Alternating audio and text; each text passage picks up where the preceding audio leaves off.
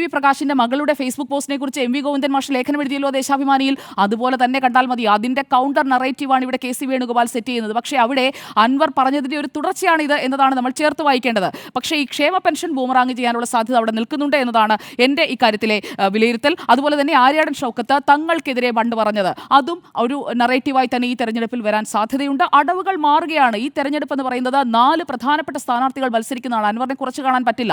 അൻവർ പിടിക്കുന്ന വോട്ടുകൾ, അൻവർ ഒരു കിങ് ആയില്ലെങ്കിൽ ഒരു കിങ് മേക്കർ ആകും ഈ തെരഞ്ഞെടുപ്പിൽ എന്നുള്ളത് ഉറപ്പാണ്. താങ്കൾ പറയുന്ന അവനവിനസത്തോടൊന്നും ഞാൻ യോജിക്കുന്നില്ല. അവിടെ ഒരു വഴിയുമില്ലാതെ പെരുവഴിയിൽ ഒരു മനുഷ്യൻ നിൽക്കുമ്പോൾ അയാൾ എന്താണ് ചെയ്യേണ്ടത്?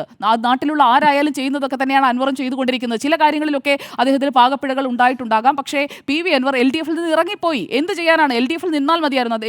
LDF-നെ വിട്ട് അല്ലെങ്കിൽ പിണറായി വിജയനെ വിട്ട് ഇറങ്ങി വന്നത് ശരിയായി എന്ന് ഞാൻ കരുതുന്നില്ല. പക്ഷേ അവിടെ നിൽക്കുമായിരുന്നെങ്കിൽ ഇതിനേക്കാൾ കുറച്ചുകൂടി മാന്യമായിട്ടുള്ള ട്രീറ്റ്മെന്റ് അൻവറിന് കിട്ടുമായിരുന്നു എന്നതാണ് എനിക്ക് തോന്നുന്നത്. കാരണം ഇതുപോലെ എടുക്കാമെന്ന് പറഞ്ഞ് പറ്റിക്കുന്ന പരിപാടി എന്തായാലും മുഖ്യമന്ത്രിയും പാർട്ടി സെക്രട്ടറിയും LDF സംവിധാനവും LDF കൺവീനറും ഒന്നും കാണിക്കുമെന്ന് ഞാൻ കരുതുന്നില്ല. ഒരു തീരുമാനം ഉണ്ടെങ്കിൽ ഉണ്ട്, ഇല്ലെങ്കിൽ ഇല്ല. അത് LDF പറഞ്ഞേനെ.